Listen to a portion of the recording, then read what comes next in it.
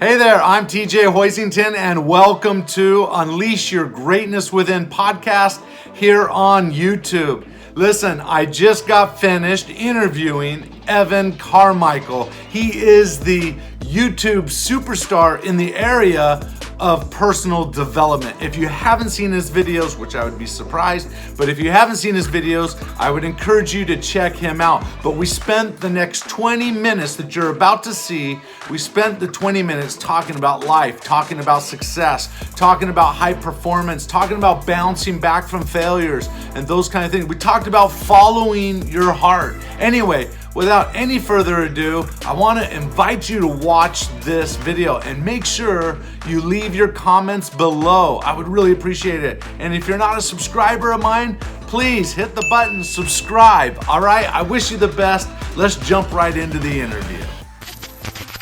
Evan, welcome to Unleash Your Greatness Within.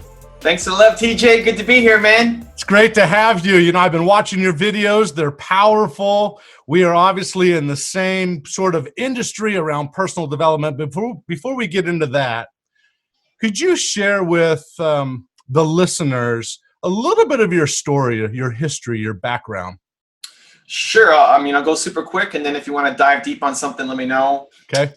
Growing up, I had entrepreneurial tendencies a lot, starting from being 5 and making some art and selling it to my neighbor for 10 cents through to baseball cards and a whole bunch of different things. But I never knew about entrepreneurship, so I thought I wanted to be a banker. High school yearbook, where are you going to be in 10 years? Said, VP at a bank. Went to university, met 2 entrepreneurs. I joined their business because I didn't want to regret losing that opportunity, and sucked and failed and hated my life at the early days of entrepreneurship. Worked my way through it. Eventually, sold the business, built it, sold it, went into venture capital, then made it my mission to try to help other entrepreneurs as well. And I started by speaking. That evolved to my website, that evolved to my YouTube channel, and now Instagram. And I'm trying to solve the world's greatest problem, untapped human potential. And I think that's something that we're both kind of aligned with.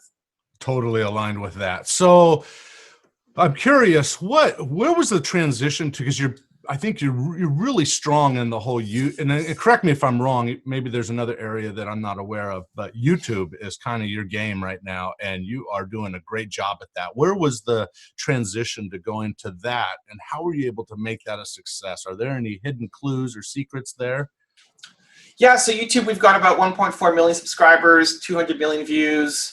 I started on YouTube because I'm a visual learner. And I prefer to watch video than to listen to a podcast, even though we're doing a podcast here. Sure. And I think you just have to understand your learning style. So I'm much more of a visual learner. And I also wanted to, help entrepreneurs, as well as I love modeling success. I love learning from Steve Jobs and Tony Robbins and Elon Musk and whoever it was. And so I thought it'd be cool if somebody could share those stories. And like a typical entrepreneur, instead of just complaining that nobody had done it, and just went out and did it. And at the start, it was just a distraction project, like a little side project. I had my main business, but it was something I was passionate about, and I invested more time into it. And as I started seeing some results, I moved from a video a week to a video a day, to 2 videos a day, to now 3 videos a day, building up my team. We can go deep on specific YouTube tactics if you want, but it started off as a place of, I genuinely felt like this was needed for myself, and I hope that other people would want to follow my journey and learn what I'm learning as well. So that's good. So was the past business that you were in, that you built, did that have anything to do with the whole personal development, human potential arena? I think your purpose comes from your pain. Yeah, and okay. I struggled so much as an entrepreneur that, that I just wanted to make the path a little bit easier for the next generation. And I think that's just the human condition. I think if you struggled with anything and you've made your way through it, you want to make the road a little bit easier for the people who are currently dealing with that same thing. And so I chose to focus on entrepreneurship because I struggled so much as an entrepreneur. My core value is believe, and so that's more the human potential side of things. That comes from my parents. You guys can't see it, but I've got a Believe t-shirt on. I got my parents on my wall behind me that I walk into when I go into my office. And so I apply that one word, that core philosophy of belief to entrepreneurs, because that's the area that I have the biggest impact on. And boy, have you had an impact. I love that whole, you find your purpose through your pain, or what was the phrase you used? Yeah, I believe your purpose comes from your pain. Yeah. Your purpose comes from your pain. I mean, I remember in 2000, from 2000 to 2004, I had almost lost everything. I was a young entrepreneur. I had left the Tony Robbins organization. I was one of his corporate trainers. And I thought, leaving the Tony Robbins organization, that I could make it a success overnight, right? I left his organization. I was confident. I was on top of the world.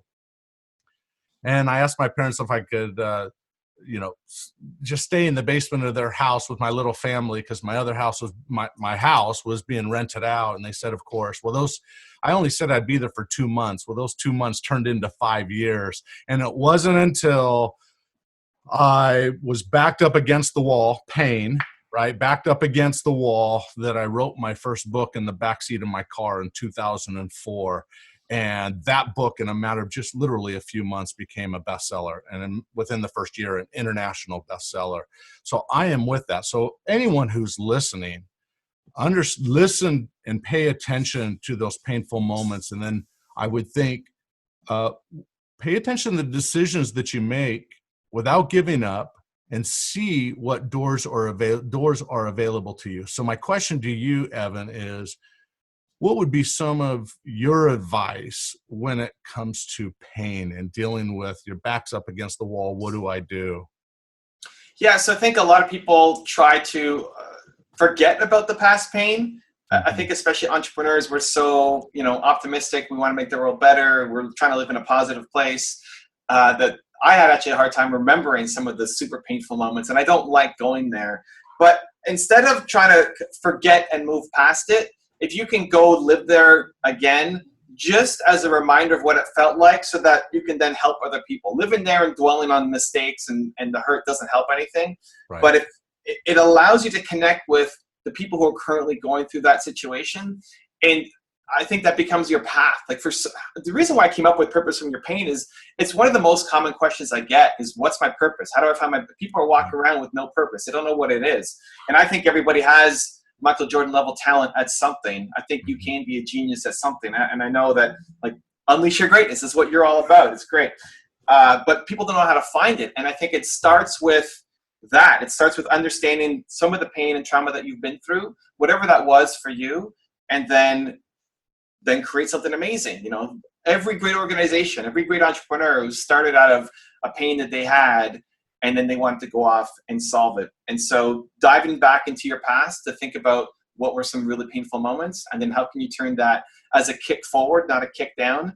Not that, you suck, but you're going to now help others and make it better. And sharing the story, I think, is how entrepreneurs win. I think too often we're afraid to share. A lot of people be afraid to share your story. Like, you're coming out of Tony Robbins' organization, you're on top of the world, you're improving people's lives, and you're sitting, in your parents' basement, and it's 5 years. Like, that story is what makes people human. It's what connects people to each other.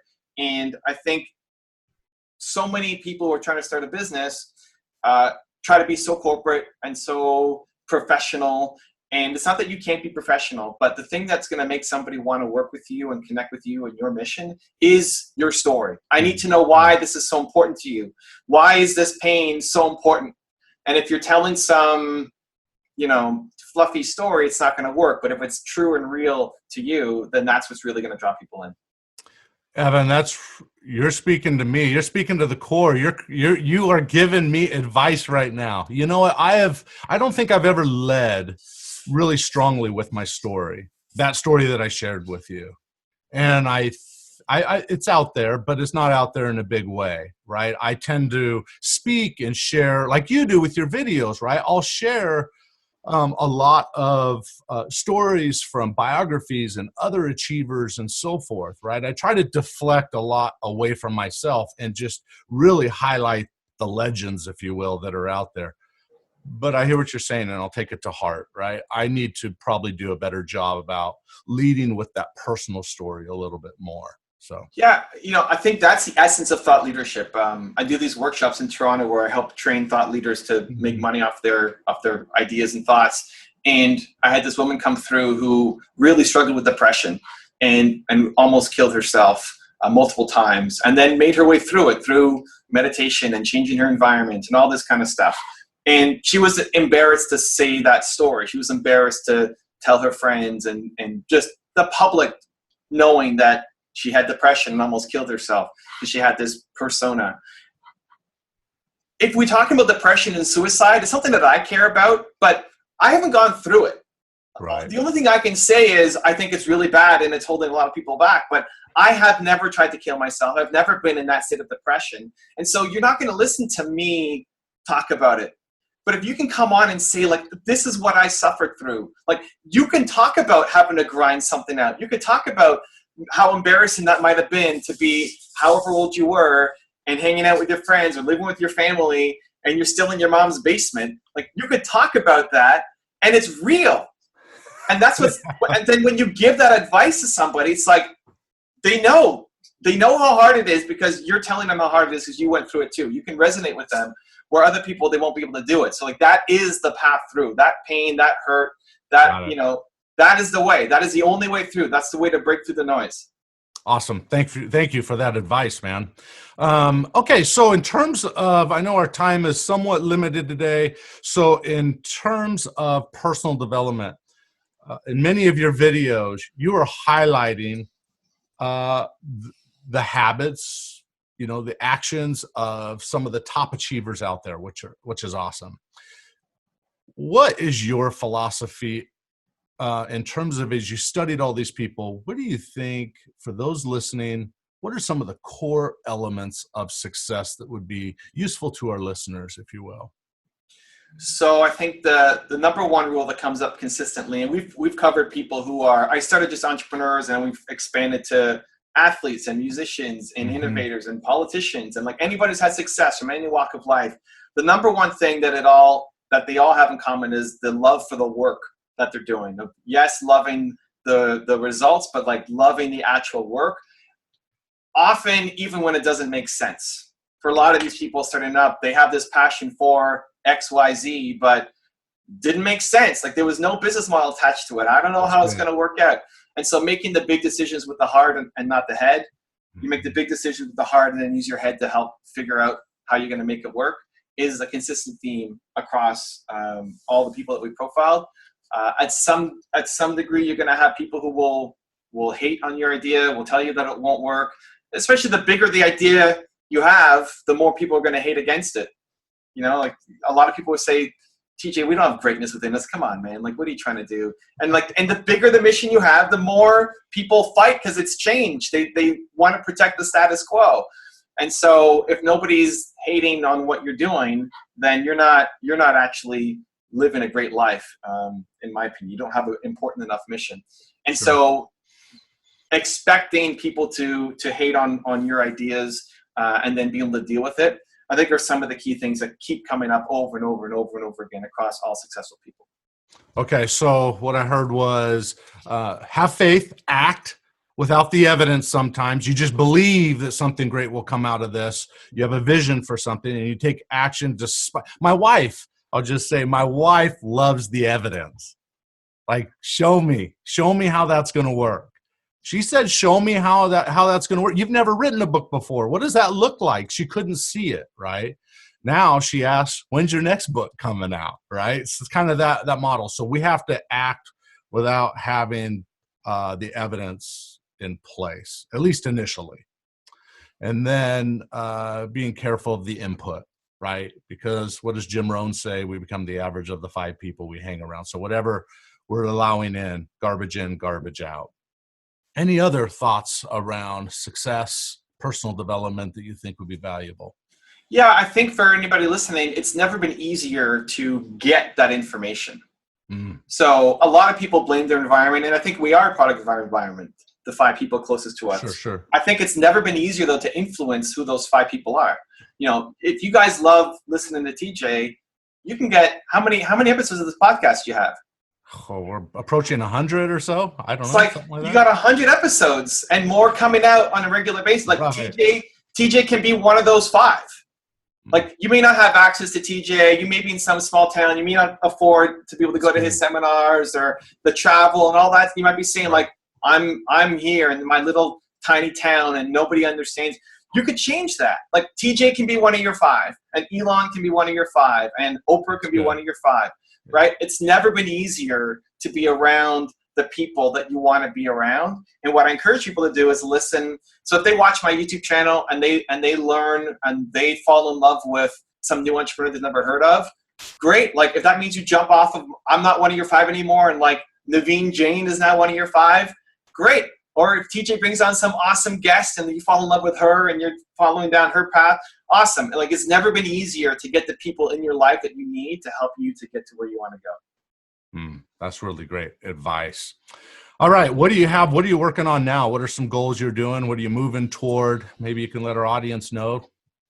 Yeah, the biggest thing I'm working on is a new series called 254, where it takes up to 254 days to build a habit of consecutive action. Science is between 18 and 254 days, so that's a big range. But basically providing people with a video for free every morning that is 30 seconds to 5 minutes long around the topic. So the first one we did was around confidence. So how to build unstoppable confidence for the next 254 days. Every morning at 5 a.m. Eastern, you get a video for free that's 30 seconds, 5 minutes long with somebody delivering a message to help you build more confidence. And is it you delivering the message, or do you invite guests to maybe share a thought? It's a mix. So it's kind of like a mini version of my channel, but only around confidence. Right. So you might get Tony Robbins talking about it. You might get Jim Rohn talking about it. You might get me talking about it. You might get Oprah or whoever it is. It's lots of different people over the 254 days. Got it.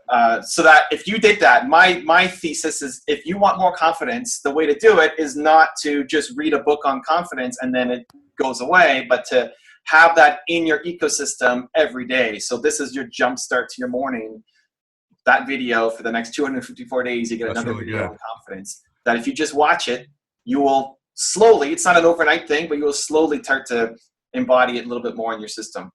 And let me just jump in there and say another way to build confidence too is, yes, fill the mind, right? Feed yourself, but then also going out and taking steps, right? Do something, even if it's small. That sense of progression is critical to developing momentum and confidence, right?